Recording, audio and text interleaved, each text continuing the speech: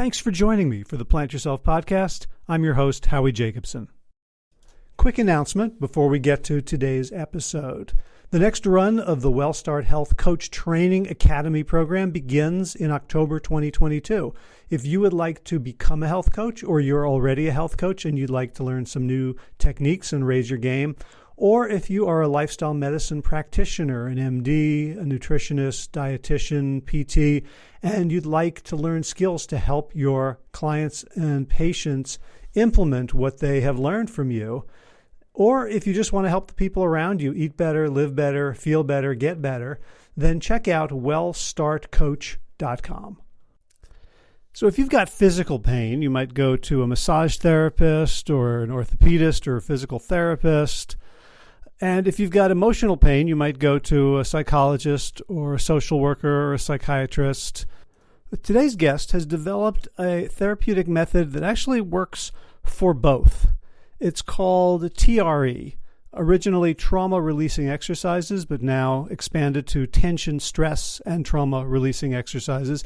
And it's based on the understanding that biologically, mammals who have just escaped from a life-threatening situation, their bodies tremor in a way to kind of get back to a socially engaged nervous system. And human beings are the only animals that seem to have the ability to inhibit this response so that we can just hang out in a traumatized state for years, decades, our entire lives, because something's locked in there. And no amount of talk therapy is going to help. And we can have pains in our body that we can try all kinds of stretching for to loosen up the muscles. But as long as the trauma is locked in the muscles, or the stress is even locked in the muscles, doesn't have to be, full-blown trauma, but as long as there is stress locked in our muscles, it's going to impact our posture, impact the blood flow to our organs, and predispose us to chronic disease. So today's guest figured all this out. You'll hear his story in just a minute. While working with people who are traumatized in war zones all over the world, where he didn't speak the language and he had to work with thousands, hundreds of thousands of people all at once. And so he developed this method which returns to our biology, our very base mammalian biology that has this tremor response. And he can show you how to use this as well. I've been doing this 2 or 3 times a week since we had our conversation, and it's remarkable, this feeling of involuntary tremoring where my body, my limbs are moving and I'm not moving them. They're just happening to me, and it reminds me that whatever I think of myself, I am an organism, and that this organism has rules and it has hidden healing capacities that I get to override with my big neocortex brain, but sometimes at my cost. So I hope you really enjoy this conversation with this brilliant, wise, kind, innovative healer, Dr. David Berceli. Without further ado, David Berceli, welcome to the Plant Yourself podcast. And thank you very much, Howie. Nice to be here and good to see you again. Yeah, I've been looking forward to this for, I think it's been over 2 years. Oh, great. It finally came. Yeah. So it's funny because we were talking about doing a recording, and then I was off to South Africa, and then like all hell broke loose around the world, and then you got out, I didn't. And I know. I just got out on the last flight, actually. I got out back to the States, and it was packed with people. So I got out just before the shutdown of South Africa. Yeah, I ended up getting out on a State Department flight. Oh, really? That because everything else was booked. Although we were trying to get out on KLM and Turkish Airlines, and finally the U.S. government just chartered something. So we were the only people in the entire airport. It was very eerie. Oh, really? Oh, that's interesting. Yeah, that was quite an interesting time. Actually, I'm glad I was there to experience that because it gave you the sense that something's going on globally. Were you doing work there or just on vacation? Yeah, I was supposed to be there for 4 weeks, I think it was. I ended up being there just for 2, because when I go to South Africa, I go to many different places in South Africa so I can do as many workshops as possible. Gotcha. So, I mean, for you, the way, knowing about your biography and your backstory, A COVID lockdown is not anywhere near the kinds of things you're typically, asked to help with. No, COVID was kind of easy for me. I just didn't want to get stuck in South Africa. That was my only thing, although I love South Africa. But usually it's war, mortar shells, somebody shooting weapons, bombs, all that stuff. Yeah, all right. Remind me not to go on vacation with you. Right? I've invited a few people and they have declined. You're like the main character in like Murder, She Wrote or something, like wherever the sweet little lady shows up. Yes, it's almost always the case. Either I arrive there just before there's an explosion or right after there's an explosion of some sort. So yeah, that's my life. So that's probably a decent segue into the work you do, which is helping people release trauma that's been stuck in their bodies. Yeah, very much so. Actually, and I learned it in war, actually, when I was living in places like South Sudan, Lebanon, Israel, a few places. Yeah. Yeah. So let's start at the beginning, because I just re-listened to an interview that you did with Ruth, blanking on her last name, from the mental health. I don't NICABM. I do a lot of interviews. Yeah. Well, she's asking you like, what were you doing in South Sudan and Lebanon, and you were doing, basically whatever you could to provide services to women and children whose men were off fighting. Where did that start? I was working with a nonprofit organization, and they sent me to various places to help people who were civilians and who were surviving either poverty or severe stress situations, political violence, or war. So I was working mostly with refugees and with poor people in particular. And so there were many times when I was in situations of bombings and shootings and all that stuff. And I recognized that when we're talking about trauma now, we're not just talking about like we do in what we call the Western world, where one person is traumatized and you go to therapy for 2 years and you work it out with your therapist. When you've got political violence, natural disasters, poverty, you're talking about hundreds of thousands and millions of people. So the paradigm of trauma recovery was basically shattered in my mind. Everything I had studied in my doctoral program was broken. It didn't work in these situations. And so then the question became, if this is real, if millions of people are being traumatized, what can we do? What type of method or procedure can we follow that helps millions of people and not just a couple people or a few hundred people? We're talking about tens of thousands, basically entire nations. And so with that break in the paradigm, it allowed my mind to have to think outside the boundaries. And so what happened was I was in a bomb shelter, and in this bomb shelter, during the time of the bombing, we were crowded in there. I was holding 2 kids, young boys, on my lap, 2 years old, and I had my hands on their backs to try to comfort them. And I could feel in my hands that they were actually shivering, tremoring like they were cold, but it was hot as could be, so it wasn't cold. They were shivering out of terror. And so I was fascinated by that because I knew at 2 years old, their body was following some sort of endogenous natural process. So when I looked around the bomb shelter, I noticed that all of these young children were all shivering like this. By the time they got to be about 9, 10, or 11, getting close to teenage years, you could see they were shaking, but they were trying to inhibit it. And then when I looked at the adults, absolutely none of them were shaking at all.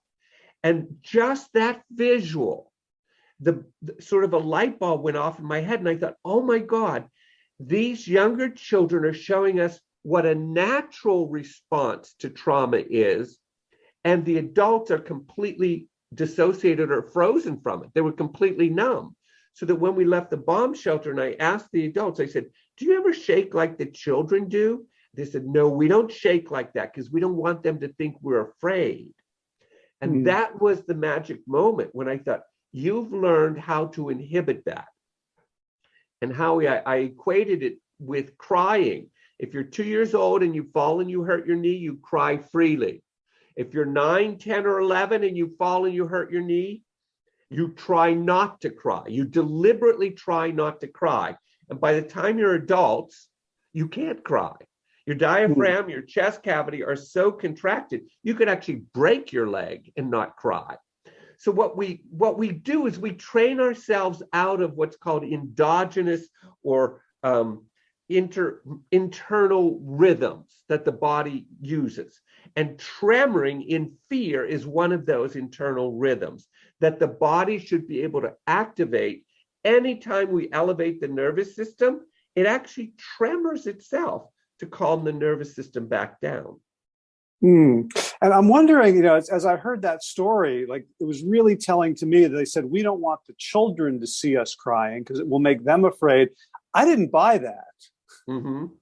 I don't know whether you do or whether it was a story they were telling themselves because the truth was. Why don't you buy it, Howie? I'm curious. Because I think that even if there were no kids there, they wouldn't be tremoring. It's their own selves that they don't want to see. I would agree with that too, actually. Once you learned how to stop those natural processes, you simply do it. Even if you're a group of adults will not cry amongst each other, whether there's no children there or not, because imagine what we call crying is weakness, vulnerability, fear. It's every negative response possible, even tremoring in the body. You're frightened, you're unable to control yourself. That's a big thing for our culture. So yes, I think all of those out of control experiences that we would have as children naturally, we learn to dissociate from those as adults. And then we live in these rather numb and dissociated bodies.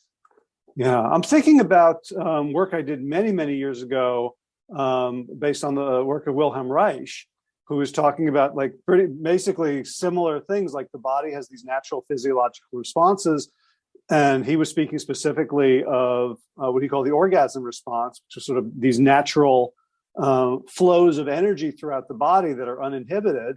And I'm curious how you connect that. Like once I'm locked up and I can't tremor in response to a trauma, or I didn't tremor in response to a trauma and it's still in there, does that impact my body's ability to be spontaneous in other ways? Yeah, well, that's exactly what it does. If you could imagine a supple, soft body, it can move, it's flexible, everything's working fine in it. And then you start to squeeze the structure. So you're squeezing mostly along the spinal column, the shoulder girdle, pelvic girdle. You start to squeeze the structure. Right there, that squeezing, and this is for sports people too, when they do their strengthening stuff, that interrupts a more natural pulsating flow in the human body. And you compound those by 30, 50 different experiences that you had in life, just being angry at your spouse or partner or friend or whatever, being in a car accident, even if it's a minor one where you're just shocked by the hitting of the cars. All of those things create these little patterns that initially might even be undetectable. You might go to a chiropractor, get rid of them, etc. But underneath, there's this pattern that probably has not released. And that's what this tremor mechanism does. And that's what I think Reich and Lowen were talking about when they were talking about the orgone reflex. And Alexander Lowen talks about the energetic flow of the body. They're talking about every contraction that we've experienced in life. If we did not have a capacity to release that back into a natural flow, it is still there. And that goes as early as people going through the birth canal, because I've worked with many people in TRE who actually you could watch their bodies going back through the birth canal. That's how well the body retains the physical sensation it experiences in life. Now, in some of your work, I've seen clips of like nature scenes like animals in nature, the stag escaping, gazelles escaping from the lion, and naturally tremoring. So, like it seems to me a basic mammalian trait. It's exactly that. It's a mammal trait which we still possess. So my theory is if we still possess it, that means we still need it in our evolutionary process. And the one thing that's interesting, mammals in the wild who are actually at life or death threat every day do not experience post-traumatic stress disorder. So that implies that what happens when they do have a stressful event and they escape from it, they run away, and their body just tremors. And it tremors out that contraction and the high adrenal chemical reaction that happens during stress. That all gets dissipated just by tremoring. But see, animals will tremor maybe for half an hour or so. Much like you see a dog tremoring in a thunderstorm. That's actually very healthy for it. It's reducing its stressor. I remember sort of dog sitting for a dog who didn't know me, and then we had a thunderstorm, and the owners gave us a pill to, if he looks agitated, give him the pill. So we were actually doing harm. It's the worst thing in the world. Our medical system does the same thing. They medicate you to stop the tremors, and the tremors are the very thing that's bringing your body back to a calm and relaxed state. It fascinates me that we've missed this amazing primitive mechanism that's still genetically encoded in us. We should be exploring it neurologically and physiologically. What is its value? Rather than seeing it as the body is out of control, therefore take medication to put it back into control. And basically we anesthetize the nervous system. All those meds anesthetize the nervous system, which stops the tremor, as does alcohol actually, but it only stops it temporarily, see. So are there, you've done work around the world. I have a picture in my head of sort of indigenous populations as having more wisdom than we do and being more communal and more attuned to the repair needs of individuals. Are there civilizations around the world where tremoring was part of the healing process, where it was encouraged? It's interesting. Yes, there are places, but not from a Western neurophysiological perspective. It came out of a spiritual perspective. And here's what happened. People would tremor, and they did it mostly in some sort of ritual or ceremony. Tremoring was seen as very, very natural. And South Africa has a number of populations, different tribes there, where tremoring is done in a ritual way. It's either a Holy Spirit coming into a person or a bad spirit leaving the person. Now, I like that because when you're talking about a small community of a social structure, you need to have some sort of process where a person who might be disrupting the social structure can go through a process where that negativity can leave them. Or if you have a wisdom figure in the social structure, that's evidence that they are in connection to something beyond themselves. They've never done it in the sense of letting go of fear, except in ritual and ceremony.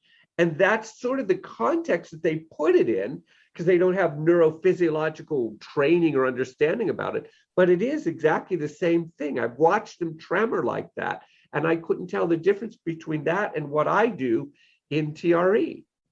Now, in a natural, when we're looking at a gazelle, like it happens on schedule. Sort of like as soon as it's safe enough to not be hypervigilant, like is there a cost to waiting till the next ritual, or till they meet you 20 years later or listen to this podcast?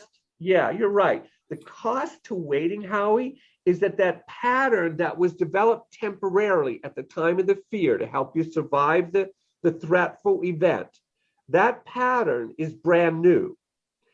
The sooner you can get to releasing it, the easier that's going to be. But if you hold it on for several years, it now becomes part of the whole pattern of the structure of the body, so that your body has adjusted itself to live around that pattern. And then that becomes a little bit more complex and a little bit more difficult to get out. not impossible. It just may take many more times to do it. And great example of this is many TRE people who've been doing TRE for years and have a regular tremoring session once a week or so. They've been in minor car accidents, and they knew right afterwards when they would come home and they'd lay down in bed or on the floor, their body would begin to tremor automatically, and they could feel the very pattern the body had just created to survive the car accident was releasing, and they said they got rid of it within a day. Hmm. Are there other culturally sanctioned ways that we have of tremoring? I'm thinking about, rock concerts and raves and Right. where there's this great physiological need that somehow we can't escape fully. Well, we've been trained to be in control, but the issue with that is that our body is both designed to control and let go of control. See, we don't have as many opportunities to let go of control. That's why when somebody goes to a rave or a concert, they explode because there's so much in there that their body literally is desperate to get it all out. But the one thing that's kind of interesting, if you go to a fair where they've got like all these roller coaster rides and stuff like that, people will ride them over and over and over, because what happens before they get on the ride, they can feel, oh my God, I'm starting to shake. So they're actually playing with this. They get on the roller coaster ride, they shake on the roller coaster, and then when they get off, they're all laughing at each other. Oh, look at my leg shaking. Oh my God, that was wild. And it's the same sense that tremoring that we do in play when safety is present is actually very exciting and fun and releasing. And so we enjoy it, actually. I love that. Let's talk a little bit about the physiology. So talk about like the first stage, the first moment of a traumatic threat, the perception of threat is turtling, or what you call going to the fetal position. Right. Okay. Right. So the body, by its very nature, knows to protect the underbelly for any threat at all. So it starts to squeeze, and we know that the psoas muscle is instrumental in that. That's called the fight or flight muscle, and that's in the pelvis. So it squeezes the body forward. Okay. So what that means is it elongates the back of the spine, see? And so even if it's just 1/8 of an inch, a very small bit, you've just changed not just the anatomy of the structure, but the neurological communication going on in the spine, as an example. So now you have reduced communication or interrupted communication, which is what's creating like lower back pains, which most people suffer from all over the world, or neck or shoulder pains. Those are so common, and that's because the spinal column has been interrupted. It's been disturbed in some way, and then that doesn't come out. So now the shoulders adjust themselves to pull forward, and the spine adjusts itself to lean a little bit forward, and the whole anatomy of the structure gets distorted. I'm thinking about the opposite posture, which is also rigid, is sort of a military posture. Is that a kind of a try to hyper response to? Yeah. So I work with a lot of military, and you're right. And I was in the military myself. You're supposed to stand up straight, push the chest out, and pull the shoulders back. Well, that's not a normal position. And so that does the same thing. It distorts the structure. What that usually does, from what I've seen, is it freezes the diaphragm and the intercostal muscles between the ribs. So the whole chest cavity, in a sense, gets stuck in an inhaled position. Since all the ribs are connected to the spine, now you've got the spinal column interrupted one more time, and now you've got this hyperextended position of the structure, which once again simply distorts it from its natural breathing and pulsation. We should see ourselves more like amoebas than anything else. We should see ourselves as pulsating, and we don't. We see rigidity or expansion as the best state for the body to be in, but it also needs to collapse and let go. So the healthiest state of the human body is when it can pulsate, when it can go into the soldier stance, it can go into the fetal response, and then it can go back to normal. That would be the healthiest rhythm for the structure. Okay. So the fetalization, depending on the threat, only lasts a very short time, right? Because fetalization is not part of fight or flight. It may be part of fold or even freeze. Right. But so we have that initial fetalization response, which I assume sort of pumps the blood into the extremities and then prepares us for active evasion or, if necessary, fight. Then what happens after the danger is over? Yeah. Well, after the danger is over, the body should be able to go back to its normal state. But it's sort of like this. If you think of, you've squeezed the psoas muscles very tight, you've increased the adrenaline in the body. That's why even if you've just been angry with somebody, you had a big fight, hours later, you could still find yourself tight in your belly or in your psoas.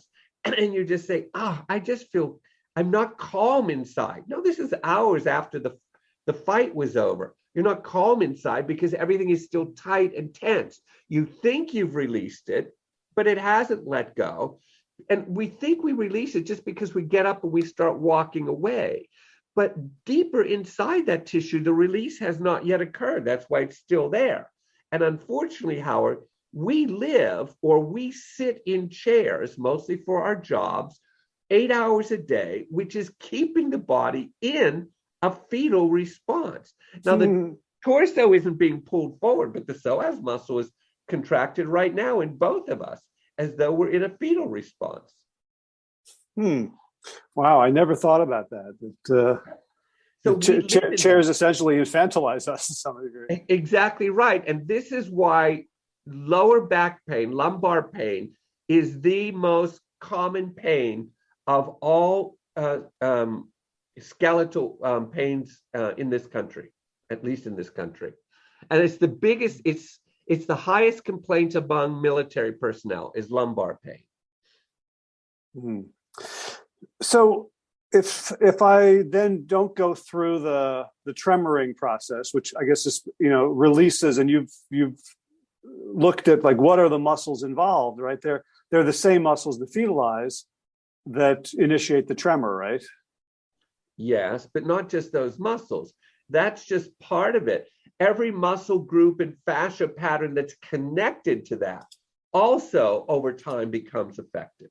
That's why when you tremor, the tremoring, you could do the exercises, but then the tremors go down the legs right into your feet and into your toes, as an example.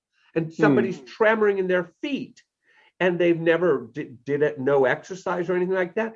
The tremor mechanism is following the pattern of the fascia and the muscle all the ways to its conclusion of release. Gotcha. So what's the connection between the stuck trauma when we don't tremor and our psychological and emotional states? Because you could think of it, okay, so I've solved this, like I've had this argument with someone and I let go of it because but I can't let go of it. Right? Is it like, like so much of behavioral cognitive therapies are about changing your thoughts? Is it like our thoughts are anchored to these physiological states that we haven't addressed? Yeah, what we're still missing is that we are a neurophysiological organism. And so the structure can cause a change in the neural patterns, and the neural patterns can cause a change in the structure. So when you say, I let go of it, but it's still haunting you, that means you haven't let go of it. Someplace there's a pattern directly associated with that in the body. There's a pattern in the body that's associated with the thought that you're not able to let go of years later.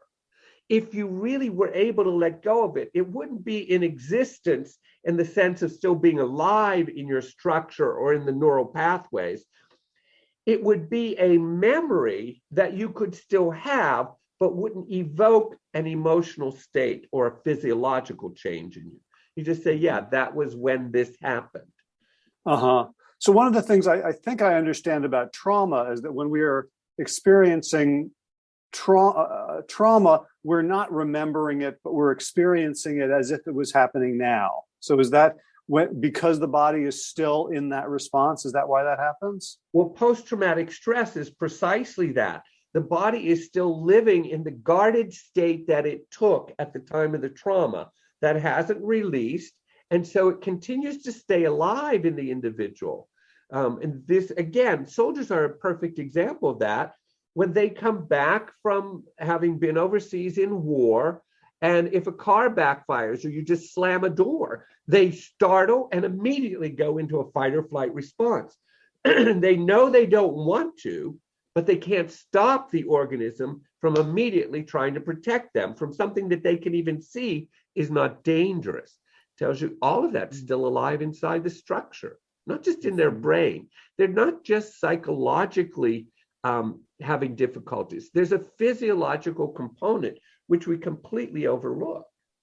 And it seems like when we overlook it, all of the therapies that we use to try to address them at best are neutral, but probably are doing harm because they're making people feel like, what's wrong with me? Why? I know this is the wrong thought to have, and yet I can't stop having it. Well, okay, so I have a lot of military people, and this is a common example of it. They come back, they do counseling or therapy because they can feel something's wrong inside of themselves. Oftentimes that just is a re-triggering of the event because they're telling the story and that sort of stuff. And so what soldiers do as a way to try, because they can feel there's something wrong inside their bodies, they end up going to gyms excessively, lifting weights and doing all sorts of gymnastics and stuff to sort of try to figure out how to work their body. And what we're not realizing is that it is an absolute impossibility for the human organism to heal simply neurologically or simply physiologically. We are designed that they are both connected and communicating to each other. So the field of psychology, who was it? Bessel van der Kolk made a statement probably about 7 or 8 years ago. He's a big trauma therapist. He said, you will never heal trauma without accessing the body as well. And because he's a psychotherapist. I think he's a neurologist, I believe. Anyways, he came to the conclusion, which really upset the field of counseling. He came to the conclusion that you have to do body work or you're not going to heal the trauma. Now, he uses yoga as his form of body work, but he did make that connection. And that's our problem. Still today, we treat the field of psychology separate from the field of physiology.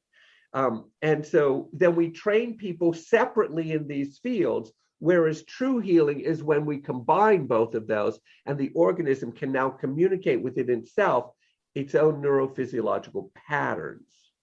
Now, one of the things that I love about your work is that it is by force so easily accessible because you had to teach thousands of people with whom you did not share a language. Because I've seen, there's a whole movement around, like somatic experiencing, Peter Levine. I've watched Peter Levine's videos of him working with people, and I'm just in awe of his discernment and his mastery. And part of what I'm thinking is, boy, I don't know, I could never do that. And you have something that pretty much anyone could do. Well, that was, again, another one of my challenges, because I love Peter Levine's work as well. It's very precise and very exact, and you can be trained to do it, etc. But once again, it's more one-on-one situations. Like I said, my paradigm of that was broken when I was living in war. This came from a Sudanese woman in southern Sudan when I was there. And I just flew in on this Piper Cub into this really remote area and was trying to help this one village, recover from trauma.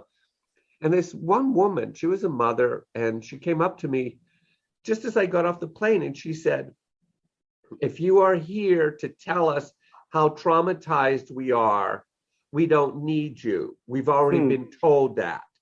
If you're here to show us a way to get out of it, you're welcome to be here. And that was very, very humbling. And it was very powerful. Thank God I had TRE. So I told her, yes, I'm going to teach you how to do this technique. My goal from meeting this woman was to teach every mother, particularly mothers who might be their husbands or sons might have been killed in war or whatever, to teach them how to help their children to recover from trauma, even if they only have an 8th grade education. I had to make it that simple and that accessible. And so what I would do is I would start working with these mothers, and I would tell them how to do this for themselves, how to work with each other. And sometimes I only had 10 days to 2 weeks. That was it. But all I had to do was keep them tremoring over and over and over. And the tremoring got to them. That is what was telling them that they were healing, not my theories. So when you first developed this, what did it look like? How hard was it? How simple? How did you figure out what exercises? There's so many different ways to get at these muscles. Yeah, I used a lot of, it was hit and miss for about 5 years. I was trying to play with everything. So I used some bioenergetics, some Asian Tai Chi moves, some yoga things. But the other sort of insight that I got was when I worked with a group of what's called the Lost Boys of Sudan. And these are young boys who ran for months and months and months away from being shot or killed. So they were called the Lost Boys. And when I was working with them, it's so interesting. One of the exercises is to turn onto the outside and inside of your foot, meaning turn your feet back and forth like this, okay? And in that exercise, I showed it to them, and here's what they did. They turned both their feet to the outside or both their feet to the inside. Even though they watched what I was doing, they couldn't imitate it. And I realized, oh my God, these boys have trauma all the way down into their feet, so that there is not a neurological connection to see what I'm doing and to be able to imitate that. They couldn't do it. And that's when I realized that trauma starts from the feet and goes all the way up to the psoas muscle. That's the primary region where the trauma anatomically is located in the structure, because we're talking about it, a fight or flight response, okay? And so then I began to do exercises for every muscle group from the feet up to the waist. And that's how I put it together. Initially, it was a little complicated, a little hard. And then I started making it easier and easier, because I know a lot of traumatized people have physical limitations. So now it's gotten almost to the point, Howard, where they just have to do the last exercise, laying on the floor and picking up their pelvis, and they can access it. I'm still trying to look to shorten it, but still keep it effective. So literally, if I'm lying down on the ground, on my back, my feet are on the ground, so my knees are up in the air, and I just lift my pelvis and wait. No, what you do is you lay down on the ground and you go into what's called the butterfly or the frog position in yoga. And that's where your knees are bent, but they fall over, so the bottoms of your feet are together. So you have this little V shape going on in the legs. So you hold that position and pick your pelvis up so that your knees are open and the bottoms of your feet are where you're using the pressure to help lift the pelvis up off the floor. So you do that to the degree that you can, because people have physical limitations, etc.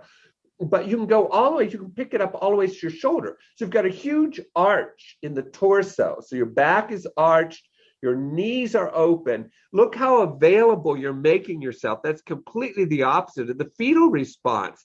The knees are open, the pelvis is pushed into the air, the chest is arched out forward. That's exactly the opposite. And that's what seems to activate the tremor mechanism easiest. So I'm imagining there's not only the muscles being tired out, but there's also willingly putting yourself in this position of great vulnerability. Right. And that's when you have to be careful, because what if you're working with someone who's had sexual abuse, as an example? That could be too vulnerable to them. Then you'd have to adjust the exercises and things like that. But that shows you, again, there's a neurophysiological reaction. Because if I'm saying put yourself in this position physically, even if they've had sexual abuse in the past, I'm not doing anything in their brain, but that's being evoked in the brain by the physiological position. See, so that's what you have to work with. Yeah. So for someone who is also, trained in psychotherapy, might this be a way? Because, there's like all these movies are about someone finally having the memory breakthrough. Oh, that's what happened. And then they're cured, right? Right. Which I don't know if it actually works that way, in real life, or like stories from Freud on the couch where the insight instantly heals someone. But is this a way of bringing people back to those moments so that they can process them as adults when maybe, in the moment it was too overwhelming, so some part of them shut down and dissociated? Oh, that's exactly what it is. In one sense, that tremor mechanism is just following what the tension pattern is inside the structure and trying to release it, because we're designed to use that tremor mechanism to restore pulsation back into the body, get rid of rigidity and tightness. When that starts to release a pattern, let's say it's a pattern that was released even in a sports injury, you broke your shoulder or something like that. When it releases the shoulder, say, oh my God, that was from like 12 years ago. I thought that was out of my body. I didn't realize I was still holding it. And I have that happen many, many times. They have the breakthrough awareness after the structure moves. So after the body moves itself through the process, and I say, well, why is your right shoulder shaking like that and your left shoulder isn't? They say, I don't know. After it resolves that, maybe even the next day, they'll phone me up and say, oh my God, now I realize why. So the body has a memory that's different than the memory that's just in our cognition. And science is demonstrating that. They actually think that memory might be in fascia as much as it is in the neural pathways of the brain. So I think we're still quite primitive, honestly, in understanding the depth of neurophysiological communication and connection that's going on. Well, it makes sense to me that memory is located in space, because when if I've listened to a podcast or a book on tape and I'm listening to it again, I'll remember where I was when I heard it the first time. Yeah, and even more so in a traumatic event. That's why it could bring all of that back. I have people who even smell anesthesia when they were in the hospital and they had to be operated on and anesthetized. They're laying on my floor and they're tremoring, and all of a sudden they can feel maybe gagging because a tube had been put down their throat, or they can tell you, I smell the anesthesia of the operation. All of that can still be very alive inside the body. And it's interesting because I was frustrated a couple of weeks ago because there were things I couldn't remember. I hurt my left foot, so I was going in for some, evaluation, and people were saying, well, tell me about your injuries. Like, I have so many injuries, like I don't even remember all the injuries. Like, like I was a kid, I would fall down, hit my coccyx or something, but like, I don't know. I think I sprained this ankle more than that one.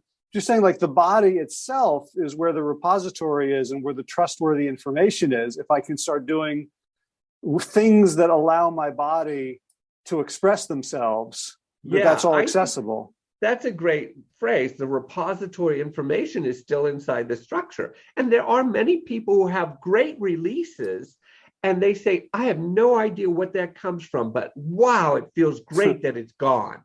So it might not even have a memory attached to it any longer, but usually I think that means they've resolved the memory in the neural pathways so that it doesn't exist there any longer, but they didn't resolve it in the tissue yet. And then when that releases, the whole body feels more alive. Now, as a generalization, men, the man project is much more about control and not showing weakness than the woman project. Do you see a difference, gender difference, in how people hold trauma? Huge difference. First of all, women let go faster. They have to follow natural rhythms. They have a monthly cycle. They birth children. They're more familiar, more comfortable with having to let go of their bodies. the nature of being female forces them to learn how to let go and to regain control, and let go and regain control. So they have a more natural pulsation built into their rhythm of life. And men don't have that. And like you said, we were designed to be the protectors. We have more testosterone, more adrenaline in the bodies. We're supposed to be protectors. And so that means being rigid, being hard, being able to get angry is part of that, so that you can fight and defend. But we have equated all of those qualities of woman or female, of letting go and crying and pulsating and giving into your nature. We've equated all of that with weakness. See? And so we do have a great deal of difficulty, and this is just about every country in the world that I've seen, where men have more difficulty being flexible, soft, gentle, etc. Much more problem with that than women do. So for folks who want to know more and start doing this themselves, beyond the description that you gave, where can they learn more about what is TRE? You've said the acronym a few times. What does it stand for? Yeah, TRE stands for tension and trauma releasing exercises. Okay. And what that basically is just the exercises themselves are a way to activate this tremor mechanism, which really resets your nervous system, releases tension in the structure, and calms down the nervous system. And so there are two places you can go. You can go to traumaprevention.com, which is the official website. If they want to see examples of this from around the world, go to my YouTube channel, which is simply David Berceli. I've got about 200 videos of people all over the world, and I just take them through the process. They describe what it feels like. You get to see the visual. And what's most important, I think, is you begin to understand that every human body will tremor differently, simply because we all hold patterns and we've all had different experiences of tension throughout our whole lives. So the tremor mechanism will follow your pattern, and sometimes it may look similar to mine, and sometimes it'll look completely different than mine. And in general, what sort of time commitment should somebody think about giving in order to get the most out of this? Well, I tell people at the very beginning, only tremor for 15 minutes. That's it. Because I'm trying to help them learn how much can they do without it being too much or too little. So if they start at a low rate, like 15 minutes, and then they say, well, that felt really good, I wish I could have done it longer. Then I say, well, go ahead and increase it to 20, and then to 25. Or sometimes you might say, I don't feel like tremoring at all, or 5 minutes felt exhausting and that was enough. So we have to learn our rhythm rather than use a recipe. See, and that's what people are so used to. How many times do I do this push-up or this sit-up, or how many times do I do this or that? I'm saying try to learn how to follow the natural rhythm in your body. It'll give you the time frame itself. See, so that's what I tell people, just to be safe for themselves. Just start at a low number of minutes and increase. If you get good at this, usually what you do, this is what I do, this is my natural, I tremor for about 10 minutes just as I wake up in bed. I immediately activate the tremor mechanism. I tremor for 10 minutes. It really starts to refresh me. And so then I'm done for the day. I might tremor in the middle of the day just if something happens or I feel stressed.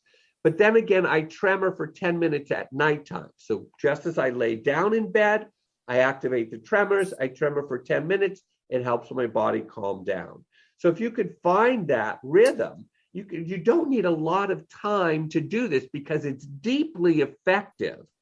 And it's really resetting both the nervous system, calming it down, and the muscle tissue, relaxing it. And that's all you need to go to sleep or to feel refreshed. And it's it's interesting that what you're telling people is like, don't look for a formula, because that's just more control, right? When your body's leading and you're following, then it knows and you and I don't. Yeah, when we look for a formula, that's the clear indicator that it's the ego trying to take control of the situation. And this whole process is exactly the opposite.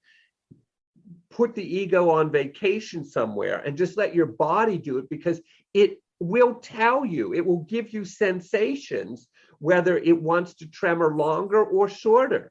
And all you have to do is feel the sensation. But if you're using ego, you'll miss the body's sort of communication to you.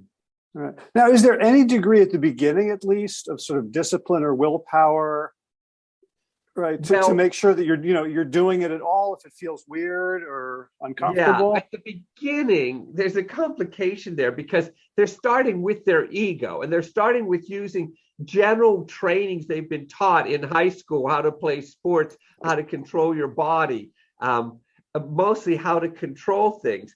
So you've got this ego that's sort of instructing the body what to do to get it to tremor. But here's the trick.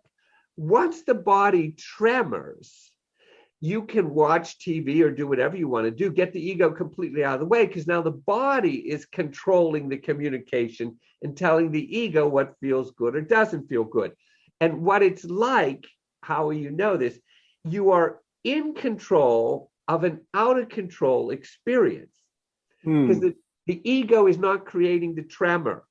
That doesn't happen at the ego level. It happens at a very primitive part of the brain. So all of a sudden you're laying there and your ego is watching your body saying, holy cow, it's tremoring. What's going on? I'm not doing this. It's doing it. And that's the beginning of the fun communication between the ego, familiar with always controlling the body, and finally the body saying, wait, I can control some things too and we'll still be safe.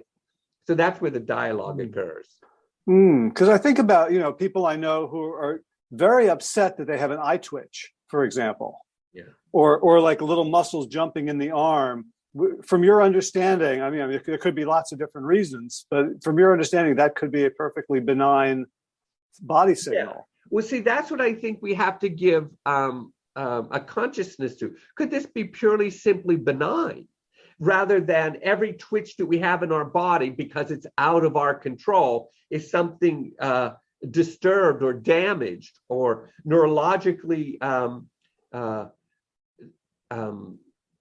upset inside our structure? Some of the twitching, like I said, you go on a roller coaster, your body's going to tremor out of playful fear. You're both safe and in danger at the same time on a roller coaster. And you feel it, see? And your body gets all excited and it tremors.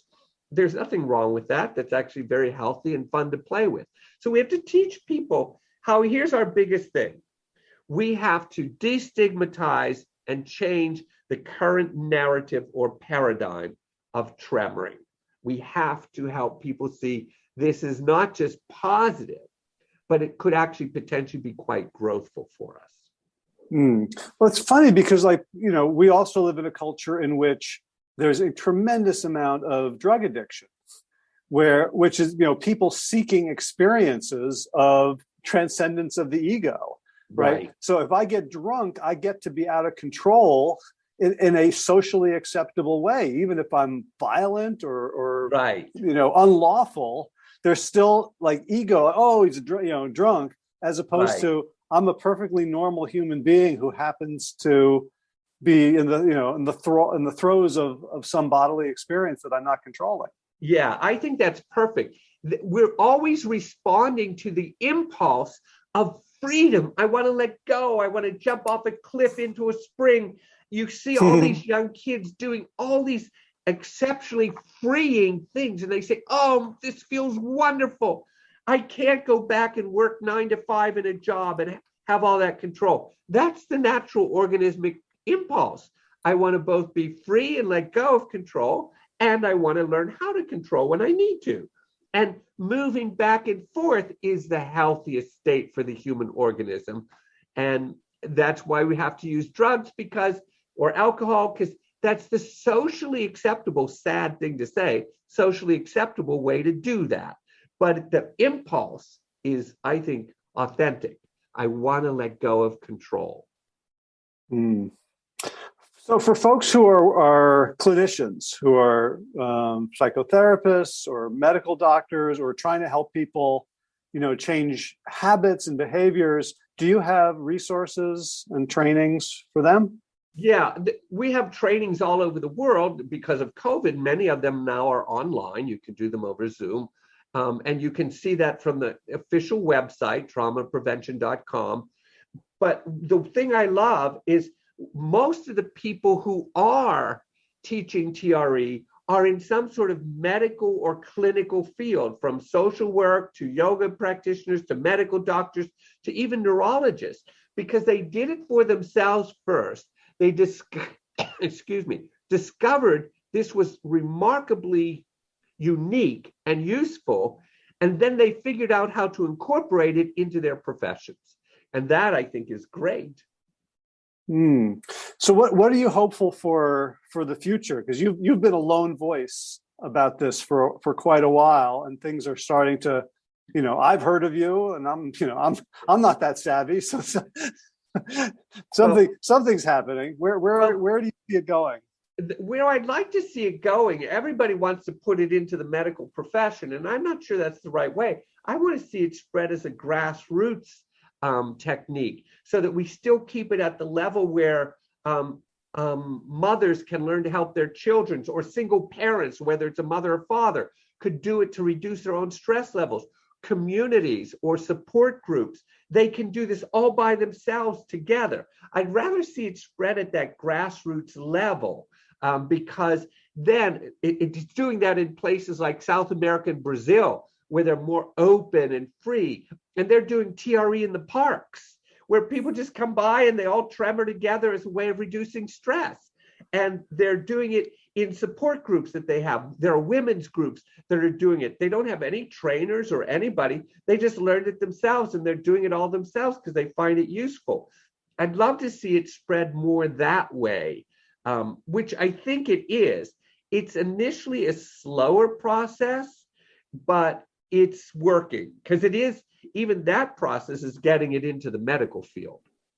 Wow. I'm suddenly thinking about, like you mentioned earlier, that ritualized, ways of getting it in. I'm thinking about like Pentecostal churches and, speaking in tongues and snake handling. Now I'm thinking about it in those neurophysiological terms.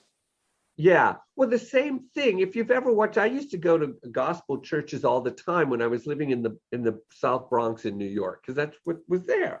So I loved going there. But people would tremor, and they would shake, and they would speak in tongues, and all of that was the process of letting go. But the tremoring itself, I could see that was a neurophysiological reaction, which they interpreted as the Holy Spirit. And I can't say that it wasn't, but I can say it was a sacred spirit of the human body that was manifesting itself in terms of release and excitement and pleasure.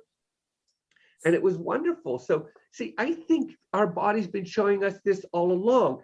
Each culture has found a different way to put it within their cultural construct, but it's always been there. The human body wants excited freedom as much as it wants the ability to control itself. And this is one of those simple access routes for the body to have excited freedom. I love it. I think it's a great place to close the conversation. I'm so glad we finally got to do this. Where are you located? I'm in Phoenix, Arizona right now. Okay. Yeah. Gotcha. And are you starting to travel again and do live workshops? I'm actually loving not traveling, because I had done it so much that I'm one of the few people who is delighted that I couldn't travel. I had to cancel like 7 or 8 international travels. And now that I've been home, I love it. I am doing a lot on the internet now, though. And honestly, quite effectively, too, mostly with the TRE community. So they already know how to tremor. And then I'm just guiding people through the process and doing individual sessions so that everybody can watch how I see the body and how I help the tremor mechanism to move through the body. Gotcha. So we're going to send people to traumaprevention.com. Is there a link there to your YouTube channel so we can just make it simple? No, I don't think there is actually. So they'd have to go to YouTube and type in David Berceli. Okay, and spell your last name for us. Berceli. Okay, one L. One L, yes. Okay, great. And I'll include both of those in the show notes. Great. And so thank you. I'm excited to get back to this. I was doing it a bit. Please do, Howie. I'm excited too. I want you to get back to this and start doing it. You're still going to get a lot of fun stuff out of it for yourself. I'm excited. As soon as we hang up, I've got 15 minutes to my next call. So great. We'll see where my body wants to go. There you go. Howie, it's good seeing you again. You too, David. Thank you so much. You're very welcome. Take care. Okay. Bye-bye. Bye-bye. Okay, you can listen to the show notes and get links to Dr. Berceli's YouTube channel, his website, and his books at plantyourself.com/524. What else is going on? Movement news. Did a scrimmage yesterday and a long scrimmage on Saturday in preparation for nationals this coming weekend in Colorado. I have been on the Airdyne. So the rule is if I ever watch something on Netflix or HBO or Hulu, if I ever watch it while on the Airdyne, then, which is the stationary bicycle with the hand levers that I'm using, then I can't watch it ever again except when I'm on the bicycle. So that's how I'm getting through the last season, 4th season of Stranger Things. And in garden news, man, the butternut squash, and also Mia planted these Thai long beans, and we put them up on trellises. In fact, I'll toss a picture into the show notes today to show you guys what that looks like. So just have them wrapped around my neck. They are 2 to 3 feet long, and some of them are cooking up right now in a gentle stew with sautéed mushrooms and onions. It's not a mushroom, sautéed onions and garlic. Garlic from the garden. And the beans, a little Tony Chachere's Louisiana sauce, gosh, I'm losing my language, the spice mix, and a can of tomato sauce. And that's all simmering. The beans are a little bit tough. We let them get too long, but they're still going to end up beautiful after about 45 minutes of light steaming. That's what's going to be for lunch today. All right, time for thanks. Thanks to Will Ridenhour for allowing me to use his beautiful song Sabali Dawn, The Dance of Peace. You can find more of Will's music at his website, willridenhour.com. And of course, thanks to all of you Plant Yourself podcast patrons. Kim Harrison, Lynn McClellan, Brittany Porter, Dominic Maurer, Barbara Whitney, Tammy Black, Amy Good, Amanda Hatherley, Mary Jane Wheeler, Ellen Kennelly, Melissa Cobb, Rachel Behrens, Tina Scharf, Tina Ahern, Jen Filikanovsky, David Bizek, The Mysterious Michelle X, Elsbeth Feldman, Leah Stoller, Alan Christensen, Colleen Peck, Michelle Landry, Josina, Sarah Durkis, Kelly Cameron, Janet Selby, Claire Adams, Tom Franzek, Jeanette Bennett, Gila Sert, David Donahue, Blair Cyborg, Dorona Vizov, Gio and Carolyn Argentati, Jody Friesner, Misha Rosen, Michael Warbeck, Aviva Lael, Alicia Lemus, Val Linneman, Nick Harper, Bandana Charlie, Molly Levine, The Inscrutable Harry R., Susan Laverty, The Panda Vegan, Craig Kovic, Adam Scharf, Karen Burry, Heather Morgan, Nigel Davies, Marion Blum, Teresa Koppel, Julian Watkins, Breed O'Connell, Sharon Hirschman, Linda Ayat, Holm Hedegaard, Isa Tuzinwa, Connie Hainline, Aaron Greer, Alicia Davis, Heather O'Connor, Carolyn Jensen, Sherry Olakoski of Plant Powered for Health, Karen Smith, Scott Marani, Karen and Joe Crabtree, Kirby Burton, Teresa Carell, Kevin McCauley, Elizabeth Rothschild, Ann Jesse, Cheryl Dwyer, Jenny Hazelton, Peter W. Evans, Dennis Bird, Darby Kelly, Lori Fanny, Linnea Lundquist, Emily Iconelli, Levy Wallach, Rosamund McAtee, Dan Picorni, Stephen Leenan, Patty DiMartino, Mike and Donna Kartz, Deanne Bishop, Bilberry Elf, Marjorie Lewis, Tricia Adams, Nancy Sheldon, Lindsay Bayshore, Gunmarie Hagan, Tracy Gullidge, Laura Heaton, Meg from Mama Says, Stacey Stokes, Ben Savage, Michael Kay, David Hughes, Connie Rogers, Claire England, Sally Robertson, Paranganchi, Amy Daly, Brian Tourville, Mark Jeffrey Johnson, Josie Dempsey, Karen Schmidt, Pamela Hayden, Emily Perryman, Allison Corbett, Richard Stone, Lauren Vaught of Edible Musings, Aaron Hasty, Sean Owen, Sagar Naik, Erica Piedra, Danielle Roberts, Michael Lushton, Sarah Johnson, Catherine Floyd, for your generous support of the podcast. That's it for now. As always, be well, my friends.